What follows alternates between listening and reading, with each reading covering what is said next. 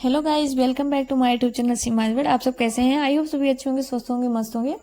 सो दोस्तों, इस वीडियो में आपसे बात करने वाली हूँ बंद कमरे के राज के बारे में। देखिए, मैं इस वीडियो में आपसे जगत दीदी और महान भैया जी के बारे में बात नहीं करूंगी, क्योंकि इस बारे में लोग सुनते सुनते जो है थक चुके हैं, बिल्कुल बोर हो चुके हैं लोगों के बारे में सुन सुन के, क्योंकि लोगों ने भाई बहन जैसे पवित्र रिश्तों को कलंकित करके रख दिया, तार तार करके रख दिया है।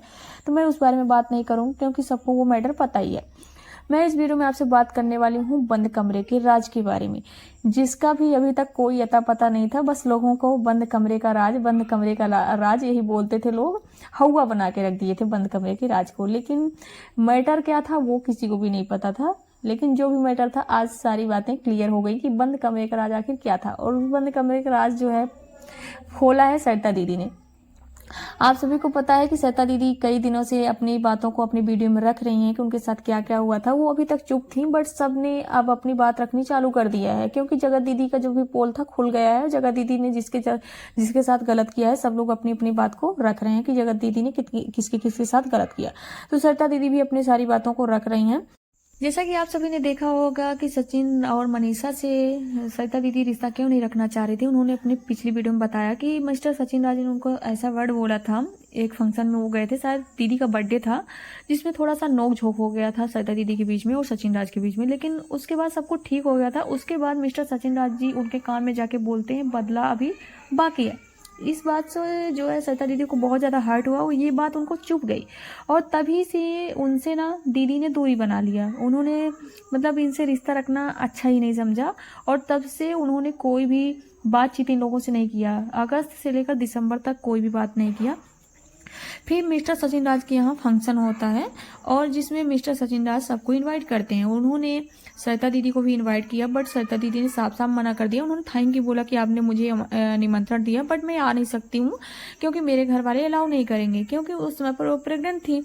और दोस्तों, उनका मन भी नहीं था जाने का, और उनको भी बहुत सारी तैयारियां करनी थी, क्योंकि 15 और 16 से उनके यहाँ फंक्शन चालू था, और 16 तारीख को उनके यहाँ बेबी शावर था। तो उनको भी बहुत सारी तैयारियां करनी थी, और उन्होंने 9 तारीख से सबको इनवाइट करना चालू कर दिया। और उन्होंने सबको कर दिया था, सभी क्रिएटरों को, लेकिन कुछ लोगों को नहीं किया था, जैसे कि अमित किट्टू, अंकुश स्वाति, इन लोगों को नहीं किया था, क्योंकि उस समय पर वो लोग सचिन के यहाँ थे। तो उन्होंने उनके पास कॉल नहीं किया। फिर बाद में उन्होंने उनके पास कॉल किया। वहां पर जब उन्होंने कॉल किया तो मिस्टर सचिन राज उनके पास थे।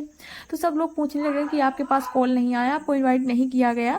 ये बात नेहा जी के पास पहुंच गई, और नेहा जी ने कॉल किया सरिता दीदी के पास कि आपने सबको इनवाइट किया, लेकिन सचिन राज को क्यों नहीं किया। तो दीदी ने बोला कि भाई मुझे तो उनको इनवाइट ही नहीं करना है, मुझे तो उनसे कोई मतलब ही नहीं रखना है। लेकिन उन्होंने बोला, दीदी जी ने फोर्स किया कि इनवाइट कर दो, तो उनके कहने पर, दीदी जी के कहने पर जो है कर दिया। फिर 14 जनवरी को दीदी के यहाँ सभी क्रिएटर पहुंचे सरिता दीदी के यहाँ, और उनके हस्बैंड लेने गए।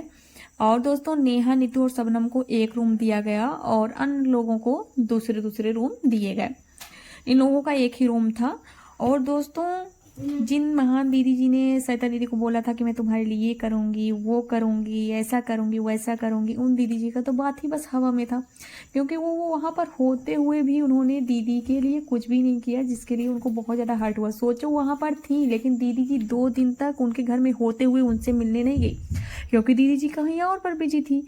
और दोस्तों, इस बात को शबनम ने बताया, सरिता दीदी से बताया कि ये सारा दिन सचिन जो है यहीं पर आकर के बैठा रहता है, हमको दिक्कत होता है। और होगा भी यार, लेडीजों का जो है पर्सनल काम होता है, कुछ पर्सनल बातें होती है, वहां पर जेंट्स आके बैठेगा तो किसी को भी दिक्कत होगी। तो इस बात को सरिता दीदी को बताया गया। तो सरिता दीदी ने बोला कि अगर तुम लोगों को इतना प्रॉब्लम था तो तुमको मुझे बताना चाहिए था। और सरिता दीदी के पास सोचिए 2 दिन ये मैडम जी नहीं गई, तो दीदी के दिमाग में ये बातें बहुत ज़्यादा घुस गई, और उनको बहुत ज़्यादा हर्ट हुआ इस बात से। और फिर उन्होंने बोला भी, नेहा को खूब बोला, डांटा कि बताओ, तुम लोग यहाँ पर थी और मेरे लिए तुमने क्या किया, तुम्हारी एक भी फोटो और वीडियो मेरे साथ है, मेरे बेबी बम के साथ फोटो और वीडियो है। तो वो लोग शांति से सुनती गई और दीदी सुनाती गई। फिर सरिता दीदी ने बोला कि हमारी जो है पर्सनल बातें लेडीजों का चल रहा था, और मैंने जेठी जी के भी मना किया था कि आप यहाँ पर मत आइए, क्योंकि हमारी पर्सनल बातें चल रही हैं, मैं कुछ अपने दोस्तों से अलग से बातें करना चाहती हूँ। तो वो लोग बात कर रही थी, और अचानक से मिस्टर हमारे सचिन राज जी जो है, महान जगत भाई जी, वो पहुंचते हैं और बिना नॉक किए ऐसे ही घुस जाते हैं। ये देख करके सरिता दीदी शौक हो गई और उनको काफ़ी ज़्यादा गुस्सा आया। तो सचिन राज जी बोलते हैं लीजिए दवाई लाया हूँ। तो दीदी ने बोला नहीं चाहिए दवाई। तो बोलते हैं मैं लीजिए नेहा दीदी मैं आपके लिए दवाई लाया हूँ। तो दीदी को बहुत ही ज़्यादा गुस्सा आया। उन्होंने साफ साफ बोला कि नहीं चाहिए दवाई, तुम यहाँ से निकल जाओ। दोस्तों सरिता दीदी ने जैसे ही मिस्टर सचिन राज को देखा था ना, तो उनके दिमाग में वही बातें चलने लग गई थी जो कि शबनम ने बताया था कि सारा दिन कैसे कमरे पे बैठा रहता है।